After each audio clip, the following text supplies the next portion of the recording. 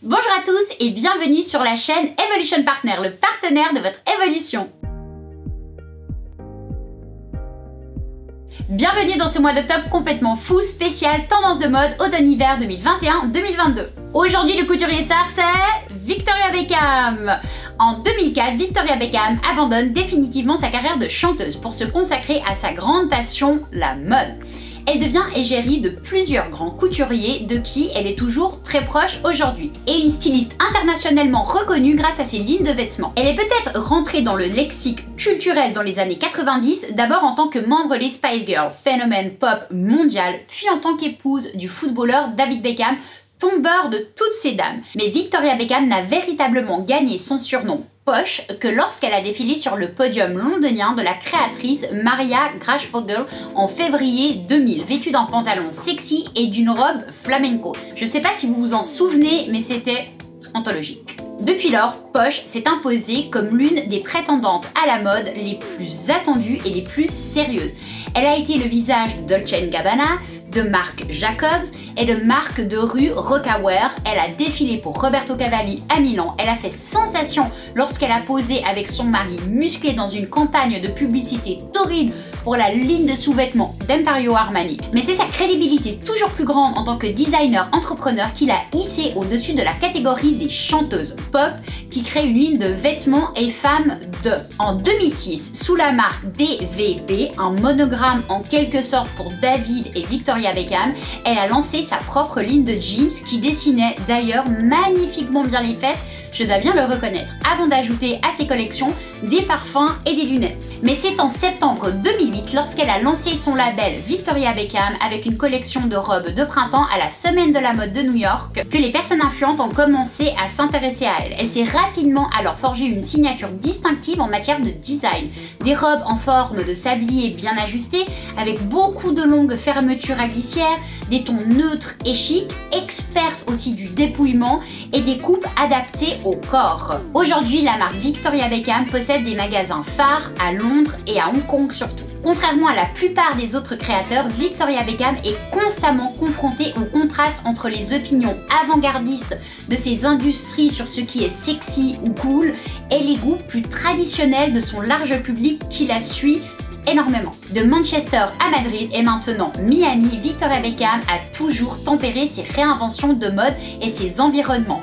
Elle a déclaré: la façon dont il s'habille ici est tellement différente de tout ce que j'ai vu dans ma vie. C'est tout simplement fantastique. C'est une approche qui consiste à en faire moins. Sa nouvelle collection n'est pas un exercice d'habillage sommaire, mais les garde-robes publiques clairsemées de son domicile temporaire font en quelque sorte écho à son ethnique post-pandémique. C'est plus détendu, les petits détails qui l'obsédaient sont moins présents car elle n'était pas en mesure de le faire, mais pour Victoria Beckham, c'était comme un sentiment de liberté. Mais décortiquons à présent ensemble le défilé de prêt-à-porter de Victoria Beckham. Après l'onde de choc financière Covid-19 et une collection de printemps réduite au strict minimum, cette saison a marqué l'avancée de Beckham. Elle l'a accessoirisé avec des bottes à paillettes, symbole de sa nouvelle vision de la mode et aussi de son entreprise qui offre à ses clients une garde-robe essentielle et adaptable avec des pièces pour s'habiller ou se sentir plus décontracté. Je vends des vêtements, a déclaré Victoria Beckham. Je ne vends pas tellement de chaussures et de sacs que mes collections ne servent qu'à cocher une case mode. Il s'agit de créer des vêtements que les gens veulent porter et peuvent porter. C'est pourquoi la commercialité n'est pas un gros mot pour moi. À partir de cette saison, ces pré-collections seront aussi élevées au rang de collection principale avec des mises en vente en magasin dès le printemps pour cet automne. Représentatif d'une collection de vente beaucoup plus importante, le lookbook qu'elle a publié aujourd'hui montre à quoi ressemble une Victoria Beckham consolidée. Plutôt que d'introduire de nouvelles coupes complexes ou des expérimentations ambitieuses, les vêtements familiers de Victoria Beckham témoignent d'un certain esprit studieux.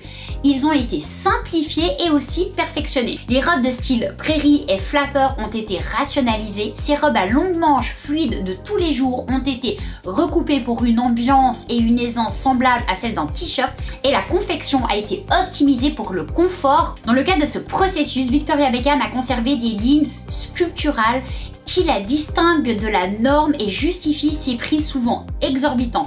Selon la presse non spécialisée de la mode, je précise. Pour Victoria Beckham, elle ne vend pas des robes, elle vend une silhouette. Cochée sur la catégorie de marché pragmatique dont on parle dans le mode commercial, la collection était un exercice sincère d'activation du client. Mais comme Victoria Beckham a été la première à le dire, les gens achètent moins de vêtements de coupe, mais ils achètent vraiment beaucoup plus de jeans et de tricots, ainsi qu'aussi des tenues d'intérieur. Mais alors, comment rendre cela désirable au sein de sa collection? L'exécution doit alors être parfaite.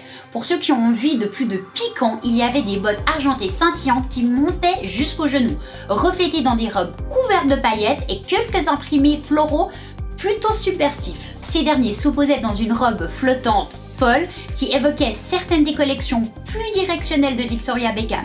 Son appétit pour la mode n'est pas près de disparaître, ça c'est sûr, et elle ne se contentera jamais de quelque chose d'ennuyé, croyez-moi. Mais c'est sa façon de créer des manteaux qui illustrent vraiment ce magnétisme insaisissable et intemporel des vêtements que l'on veut absolument alors posséder. Victoria Beckham a fusionné une sensibilité militaire avec la sienne en dispersant divers éléments d'uniforme autour des vêtements et en créant un manteau d'admiral bleu marine avec une doublure contrastée rouge encadrant délicatement et délicieusement chaque fond du manteau. Beaucoup s'interrogent si les gens achèteront moins quand ils sortiront de la fermeture et Victoria Beckham espère qu'ils le feront et rajoute même: nous voulons vendre des vêtements, mais ne vous méprenez pas.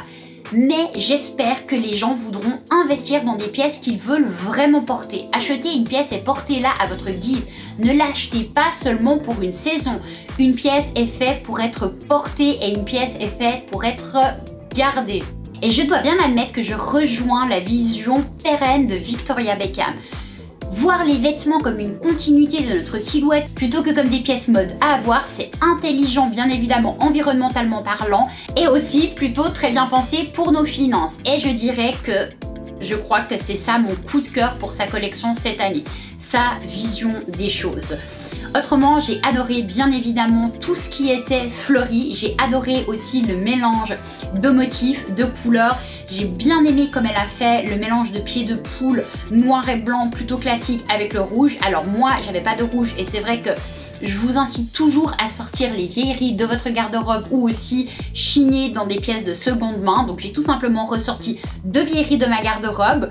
Le pied de poule classique noir et blanc que j'ai associé avec une veste. Celui-ci je crois que je l'ai depuis que j'ai 16-17 ans. La première fois de mon vécu de modeuse que la tendance du pied de poule est ressortie.